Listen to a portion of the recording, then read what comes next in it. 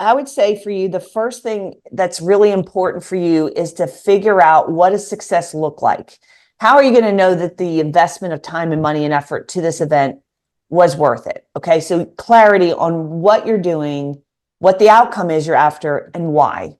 Okay. And then from there, everything else happens. So if you're saying that you are doing a networking referral, a client appreciation referral event, okay, so one outcome, you might say, well, one outcome is we just want our clients to feel appreciated and get them in. But a secondary would be to get leads into this event so they can talk to our clients, and we might be able to get like the outstanding leads, like the unconverted leads, invite some of those people in. Like we do that at the Fall Road Show. So we'll go back to people we sat a consultation with and didn't buy.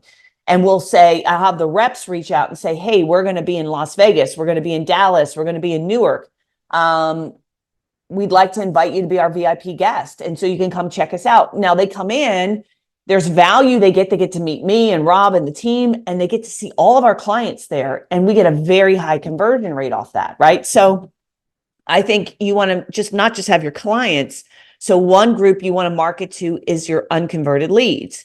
Another group is go to your clients and ask them to bring somebody. And you just have to set the expectation that this is a client appreciation networking event. So Rob, if you're going to come, one of the requirements, I want you to bring one of your colleagues, a business owner who's a cool dude. All right. Or, somebody that is a vendor. Bring one of your vendors that that does a great job for you. Like, Rob, if you I don't know, like if I was just thinking, popped in my head, but like we were going to a local one and someone said, bring a vendor, I would instantly think of Joe Sessions, who's our printer. He's amazing.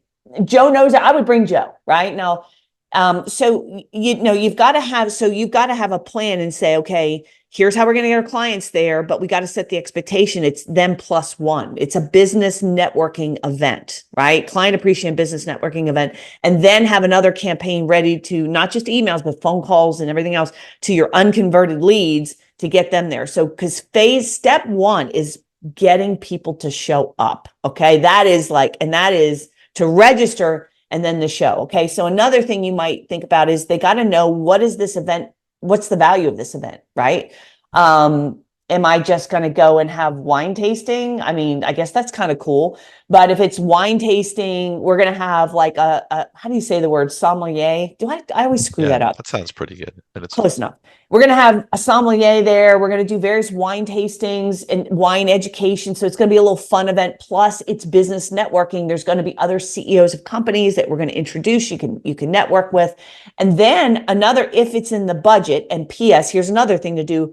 Go get our MDF guide. Debbie, if you could put the link, go to your vendors, see if you can get some sponsors for this, because that'll help cover the cost.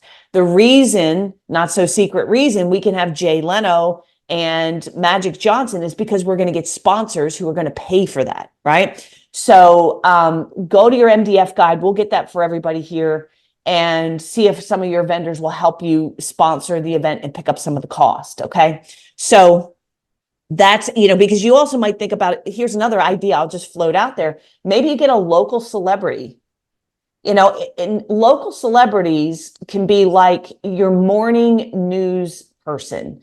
So like here in Nashville, Neil Orn he's been around Nashville forever. He's been on, his morning news. So morning news is not political, like not here in Nashville. It's like weather, traffic, couple local things going on. But, if I were going to have an event, I would have Neil Orn here. Right. And like people are like, oh, that, and he's not going to be costly like Magic Johnson, but he's still a local celebrity of somebody who knows. So a radio personality, or local TV personality. I remember this was insane. Okay. So there was a financial advisor that I used to work with. And this is years ago. I don't use this company anymore. And they hired Dave Ramsey to do an evening dinner workshop. So they said, hey, we're doing a client appreciation. Come in to the event. We're going to give you dinner. It was at that Marriott hotel where we have Producers Club, Rob, Yeah. And so that room can hold a lot of people. And they had Dave Ramsey, they served dinner for everybody. And they had Dave Ramsey get on stage and do like a 90-minute talk. Let me tell you something. That event was packed. I mean, that room, you could not, they were hustling. There was like more, like I talked to the advisor who invited me. He said the registration rate off the charts, show up rate. He said more people showed up than were even registered. So people just brought people with them, which is like, created up, but they did a great job. So what I'm saying is, now I don't know what Dave Ramsey charged them, but if I was a financial advisor and I had that room, holy smokes, right? So just think about, maybe that's not in the budget, a local celebrity, but have some sort of fun, like maybe it's bourbon, whiskey, and wine, some kind of like tasting event.